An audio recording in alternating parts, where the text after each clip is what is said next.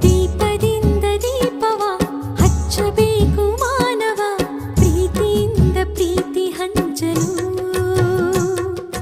ಭೇದವಿಲ್ಲ ಬೆಂಕಿಗೆ ದ್ವೇಷವಿಲ್ಲ ಬೆಳಕಿಗೆ ನೀ ತಿಳಿಯೋ ದೀಪದಿಂದ ದೀಪವ ಹಚ್ಚಬೇಕು ಮಾನವ ಪ್ರೀತಿಯಿಂದ ಪ್ರೀತಿ ಹಂಚಲು